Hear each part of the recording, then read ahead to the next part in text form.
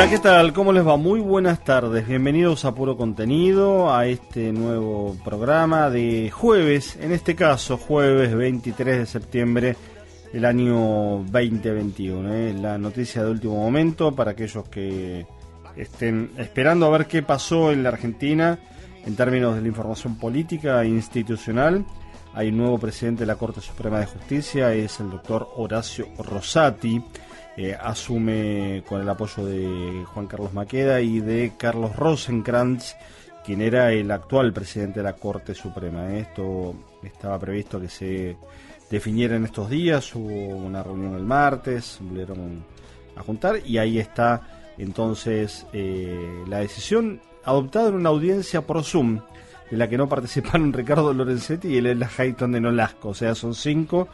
Faltaron 2 de los 5 y los 3 que estaban votaron a Horacio Rosati, el flamante presidente de la Corte. Interesantísimo pensar que el órgano que está en la pirámide del Poder Judicial en la República Argentina, que por ejemplo falló en contra del gobierno en términos de la presencialidad, diciendo que no había ningún tipo de riesgo en la presencialidad, sigue todavía sesionando por Zoom, por videoconferencia.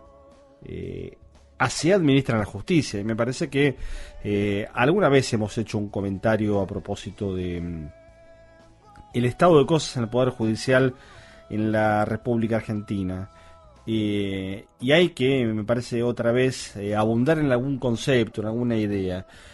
La Corte Suprema de Justicia es el órgano que encabeza uno de los 3 poderes del Estado, administra la justicia en este país, administra el Poder Judicial. Siempre hay que hacer esa precisión y tener presente también que la justicia es un concepto, es un bien alcanzar, que el Poder Judicial es la burocracia que implica la toma de decisiones en ese ámbito. No es lo mismo exactamente. Entonces, hablemos del Poder Judicial. La Corte Suprema es la cabeza del Poder Judicial. Ahora, es una Corte Suprema que está en cabeza de un poder absolutamente desprestigiado. Debe haber solamente un par de elementos del poder real en Argentina que tengan más desprestigio que el Poder Judicial, en términos generales. Después uno puede hacer apreciaciones puntuales, puede notar matices.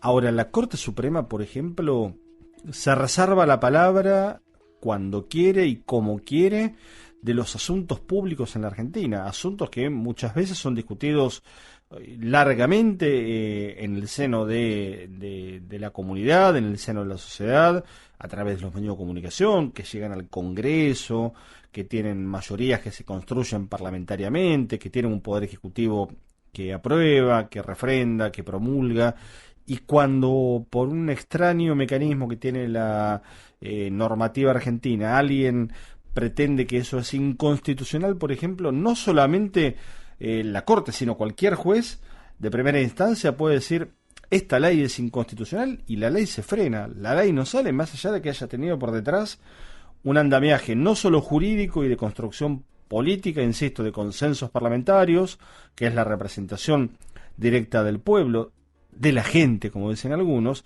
sino que también ha tenido una discusión social profunda. Caso, la ley de servicios de comunicación audiovisual. Bastó que hubiera un cambio de gobierno para que con un simple decreto se tumbara una ley y no hubo Corte Suprema de Justicia diciendo: no, ojo, usted, señor presidente, no puede hacer eso. Porque había habido previamente jueces en primera instancia que ante la presentación de pedidos de particulares o de empresas vinculadas, fallaron diciendo que la ley es inconstitucional porque vulneraba derechos. Y así la democracia tiene una piedra en el zapato fenomenal en el 4º piso del edificio de la calle Talcahuano. El 4º piso es donde está la Corte Suprema de Justicia, que si uno mira la historia de la democracia argentina del 83 a esta parte, ha tenido, yo diría, no más de 2 o 3 veces en donde una movilización popular, por ejemplo, fue a señalar con el dedo levantado, como la sociedad argentina está acostumbrada. La sociedad argentina no se conforma con votar cada 2 años. La sociedad argentina, cuando siente que algo le molesta, que algo le afecta, sale a la calle. La democracia argentina está construida en torno también al poder de la calle, al poder de la movilización. Hoy, en todo caso, atemperado, en estado de hibernación, si se quiere, producto de la pandemia, que ya de a poco va dejando el lugar en nuestra agenda, pero la democracia argentina se ha construido sobre también el poder de la movilización popular. Y esa movilización en algún momento marcó el pulso de la calle, en algún momento marcó el pulso de parte de la sociedad. Entonces, lo que hay que decir es que la Corte Suprema ha salido muchas veces muy indemne por un par de razones. Primero, porque hablamos del poder real en algún caso concreto, nombre y apellido, el hasta ahora presidente de la Corte Suprema, Carlos Rosenkrantz, de abogado del Grupo Clarín, entre otras grandes corporaciones, a presidente de la Corte, puesto en primer lugar mediante un decreto de Mauricio Macri. Cuando Mauricio Macri logró que en todo caso la institucionalidad argentina reaccionara diciéndole: no, presidente, usted no puede nombrar un juez de la Corte por decreto, porque hay un mecanismo que implica que es el Senado el que tiene que... Bueno, ahí Mauricio Macri retiró el nombramiento, pero ya estaba hecho el daño institucional. Fue al Congreso y Carlos Rosenkrantz, junto con Horacio Rosati, fueron electos miembros de la Corte en el comienzo del gobierno de Mauricio Macri, que tenía solamente 3 miembros en ese momento: Lorenzetti, Jayton de Nolasco y Maqueda.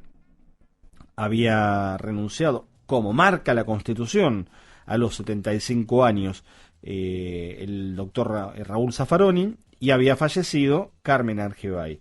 Ninguno de los dos fue reemplazado. El gobierno de Cristina terminó su mandato con 3 miembros de la Corte. Cambia el gobierno, Mauricio Macri los completa con la secuencia que acabo de relatarles. Ahora uno de ellos va a ser presidente de la Corte, Horacio Rosati. Fue ministro de Justicia durante la presidencia de Néstor Kirchner, fue convencional constituyente en 1994, es un hombre que viene de la política de Santa Fe, del Partido Justicialista de Santa Fe, y que en los últimos años se había dedicado, antes de llegar a la Corte, a la actividad privada. Hoy es el nuevo presidente de la Corte Suprema de Justicia. Desafíos, 2 puntos, de la Corte: a administrar un sistema que, repito, es de todos los poderes del Estado el más oscuro, es de todos los poderes del Estado el más monárquico, es de todos los poderes del Estado el menos transparente. Los 5 miembros de la Corte no pagan impuestos a las ganancias. Una de ellas, Elena Jayton de Nolasco, está allí por un acuerdo político con el gobierno del entonces presidente Mauricio Macri, porque debiera estar fuera de la Corte por su edad. La Corte se autogobierna a sí misma, saltando por encima de la Constitución, y nadie le dice: la acordada de la Corte es inconstitucional, porque en definitiva ese reclamo, si alguien lo presentara, ¿saben dónde termina la vuelta del recorrido? En la Corte Suprema de Justicia. Es un perro que se muerde la cola, la Corte Suprema de Justicia. La Corte no presenta sus miembros la declaración jurada de bienes y de ganancias. La Corte tiene todos esos privilegios, y la Corte es la cabeza de un poder que sesiona, que gobierna, que intercede en los conflictos de la vida, mayormente de espalda a la sociedad, mayormente de espalda al pueblo. Esta es hoy una de las noticias. Es una buena noticia, y la verdad que no todo en la vida es bueno o malo. Lo que es malo, claramente, es que esta dinámica de un poder absolutamente alejado de la sociedad sigue siendo la norma en la Argentina, sigue siendo el paisaje cotidiano de una sociedad que demanda otra cuestión de sus instituciones. Le pedimos al Congreso, y en buena hora, que tengan cómo responder a nuestras demandas. Ahí la sociedad se ha sabido movilizar. Digo, el último ejemplo grande fue el año pasado, la movilización por la despenalización del aborto y la interrupción voluntaria del embarazo. Al Poder Ejecutivo, ni hablar que se le pide, ¿no? Es más, hasta uno podría hacer la lectura que al Poder Ejecutivo ahora, pese a ser una elección legislativa, se lo castigó porque mucho de lo que se le pidió como demanda no fue satisfecho en este año y medio.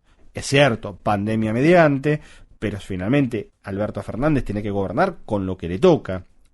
Se dice habitualmente, es una frase bastante remanida y muy utilizada: cuando asume un gobierno, lo hace sin beneficio de inventario. Es decir, vos tomás el gobierno con lo que hay y tenés que gobernar con lo que hay, con los errores propios y con los imprevistos. Nadie tenía presente la pandemia.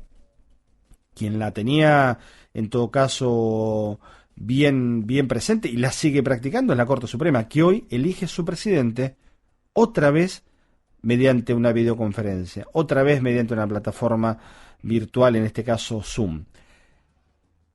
Horacio Rosati es el nuevo presidente de la Corte, cambió por Carlos Rosenkrantz. Lo que queda claro en este contexto es que el Poder Judicial sigue necesitando en nuestro país de una profunda renovación. No pudo el gobierno de Cristina Fernández de Kirchner cuando la propia Corte tumbó una reforma que iba a modificar en parte sus propios intereses. No pudo Alberto Fernández porque durante todo el año pasado el discurso dominante fue: no es tiempo ahora para gestionar cambios en el Poder Judicial, no es momento ahora, está la pandemia atravesada. Bueno, esa es la locura en que vive la Argentina. Hoy tenemos nuevo presidente de la Corte, esperemos que no sea solamente una cuestión de cambio de nombres.